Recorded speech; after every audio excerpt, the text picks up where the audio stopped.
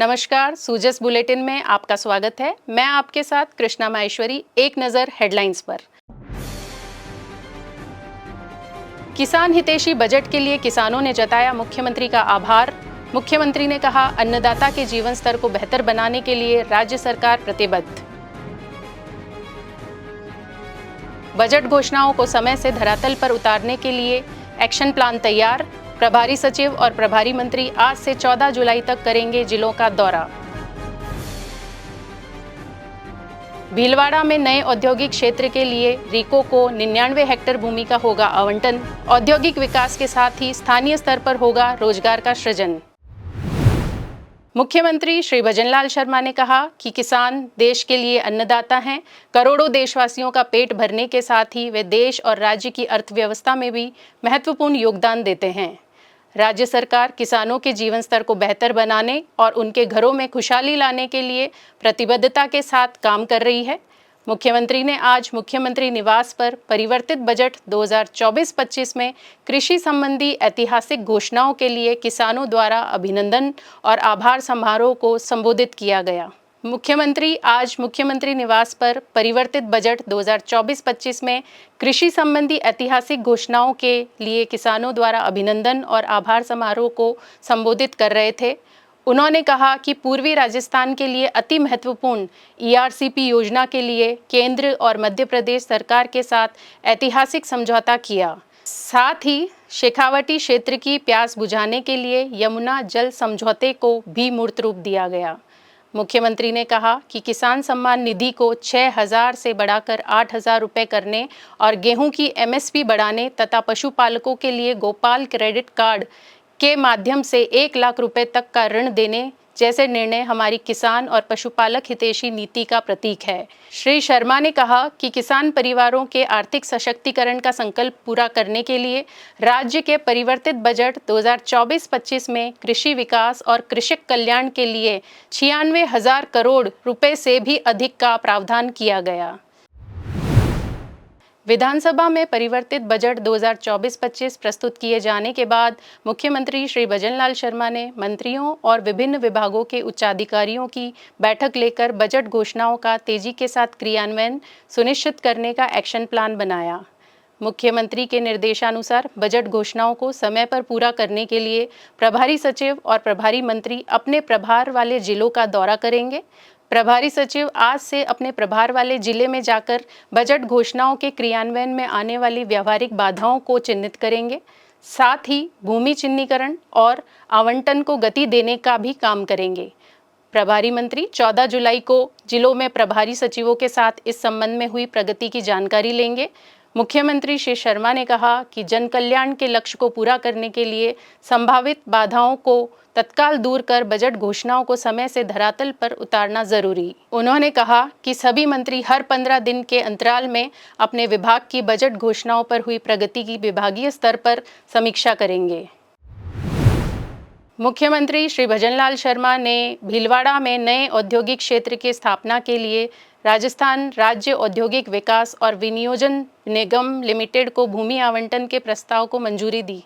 प्रस्ताव के अनुसार भीलवाड़ा जिले की आसीन तहसील में ग्राम मोड़ का निम्बाहेड़ा में 99.72 हेक्टेयर भूमि राजस्थान भू राजस्व नियम 1959 के तहत आवंटित की जाएगी। आपको बता दें कि मुख्यमंत्री के इस निर्णय से भीलवाड़ा जिले में औद्योगिक विकास को गति मिलेगी और स्थानीय स्तर पर रोजगार का सृजन भी होगा।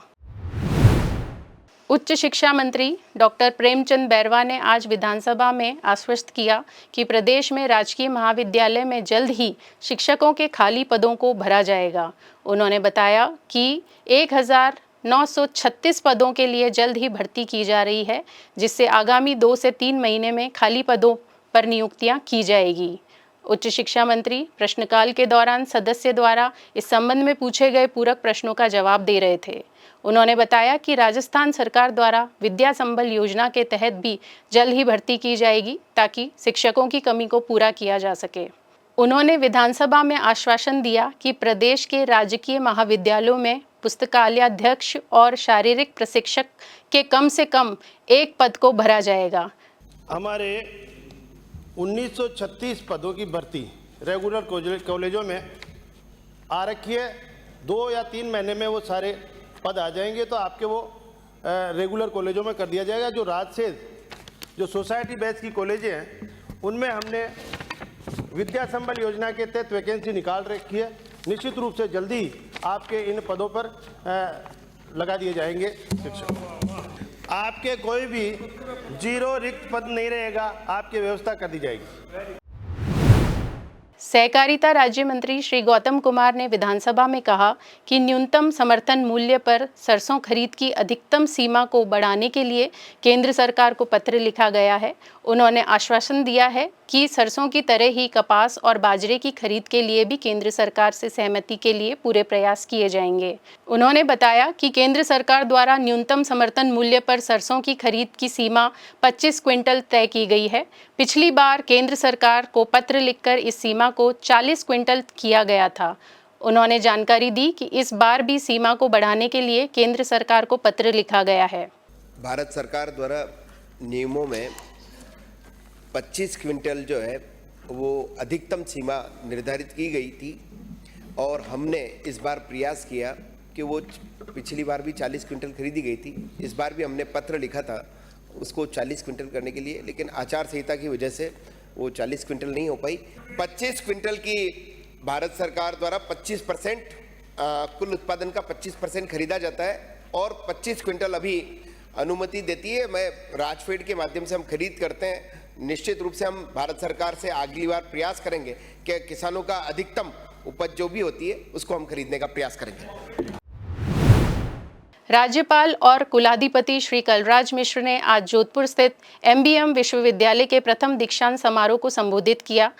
इस अवसर पर उन्होंने कहा कि विश्वविद्यालय में गुणवत्तापूर्ण शिक्षा का प्रबंधन करना हमारी प्राथमिकता। इस पहल के तहत सभी विश्वविद्यालय ने गुणवत्तापूर्ण शिक्षा के लिए विशेष कदम उठाए।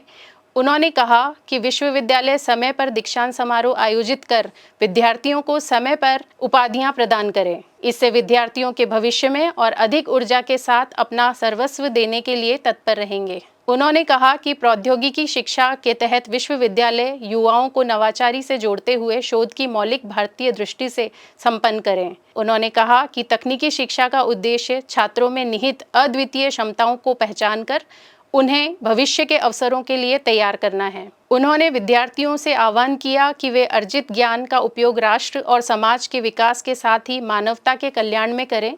समारोह में राज्यपाल श्री मिश्र ने कुल 19 विद्यार्थियों को गोल्ड मेडल प्रदान किए। साथ ही वर्ष 2022 और 23 में उत्तीर्ण कुल 680 विद्यार्थियों को स्नातक में उपाधियां प्रदान की गई। मैं जब राज्यपाल होकर राजस्थान में आया मैंने अनुभव किया कि संविधान के बारे में जैसी जानकारी चाहिए